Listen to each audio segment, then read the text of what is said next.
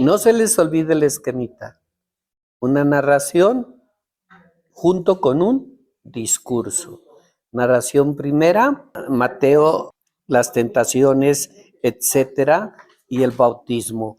Y entonces empiezan las enseñanzas de Jesús. El discurso evangélico. ¿Qué significa? Porque ya estudiamos qué es evangelio. Todas las cosas buenas que Jesús nos va a proclamar, a presentar.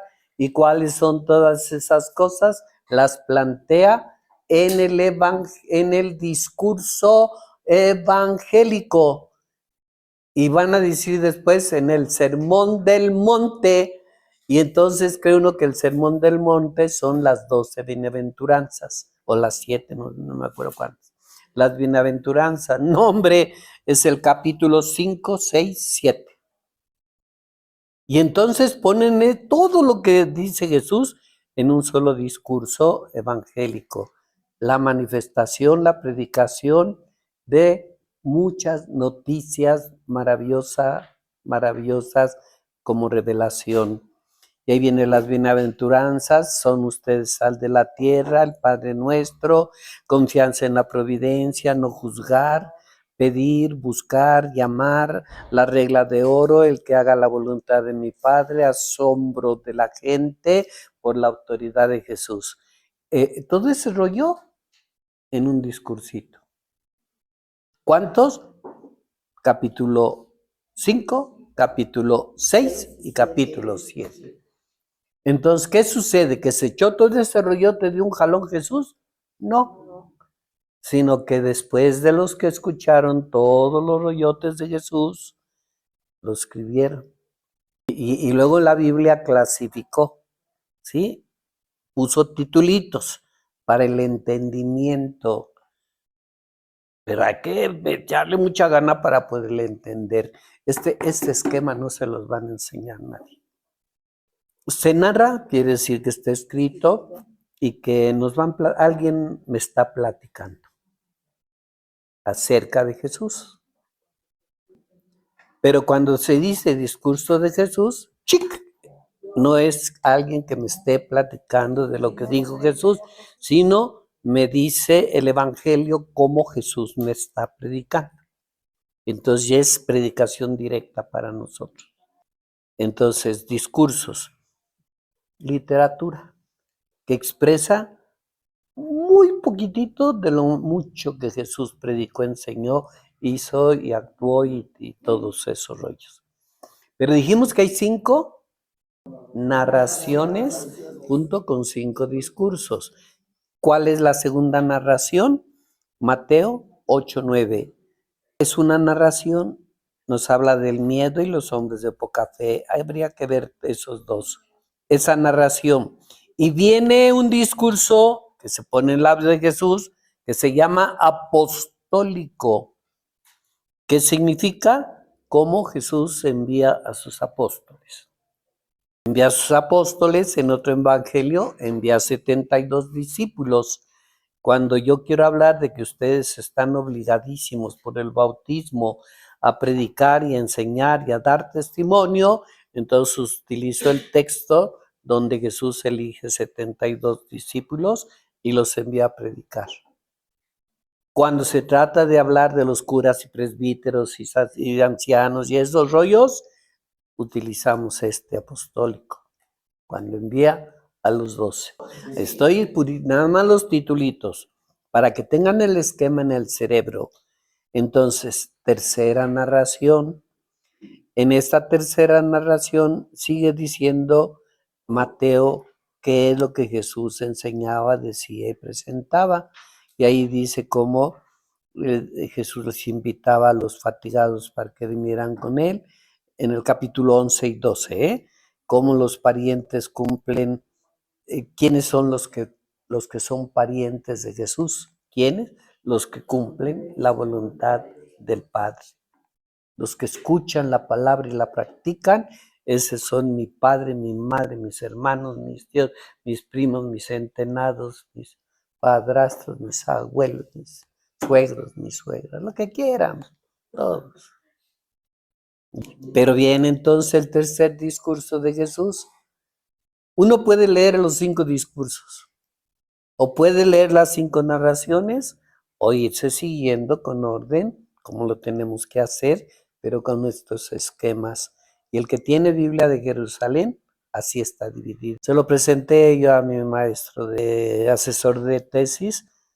No le dije dónde lo había sacado. Dice, ¿y esto de dónde lo sacaste? Pues leí la Biblia, voy buscándolo y lo saqué. Lo saqué de la Biblia.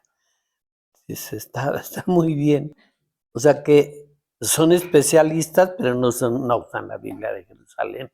Esos cuates saben otras cosas mayores que estar haciendo esquemitas de la Biblia, ¿no? Pero se quedó impresionado. Dice, está bien, sí, es cierto. ¿Verdad? Pues ya desquité mi 10. Bueno. Tercera narración, ya está. Tercer discurso, parábolas. Jesús habla siempre con parábolas y siempre todo el Evangelio de Mateo va a hablar de reino de los cielos, el reino de los cielos. Y este capitulito 13 va a hablar en parábolas acerca del reino de los cielos. Todo el Evangelio tiene que ser presentado por Jesús. En todo el Evangelio debe de presentar Jesús el reino de Dios. Y entonces, parábolas, el sembrador y la buena tierra con fruto, el reino como tesoro, perla, red, etcétera. Ustedes ya lo tienen que leer después. Cuarta narración, Mateo. Nadie es profeta en su tierra. Jesús y Pedro caminan sobre el mar y hay que seguir a Jesús. Ganas todo lo tienes. Y tu alma, no es bueno perder el alma por tantas cosas que nos rodean. Está narrando el Mateo, el evangelista, lo que hace Jesús, pero junto pone unas parábolas. Y entonces es discurso de Jesús. Y Él es ahora el que me está enseñando, el que nos está enseñando. Cuarto discurso, cuarta narración y cuarto discurso se llama eclesiástico. La iglesia es sacramento del reino de Dios. Entonces, al hablar de iglesia se tiene que hablar de manera escatológica del reino de Dios. El reino de Dios se encarna, se hace presente en la comunidad eclesial, cuya cabeza es Cristo y nosotros somos sus miembros. Y entonces en Mateo hacen una narración en esos capítulos 13, 14, 16, y luego viene el discurso de Jesús eclesiástico, capítulo 18. Entonces un capítulo para el discurso eclesiástico, un capítulo para el parabólico y un capitulito, un discurso para el evangélico.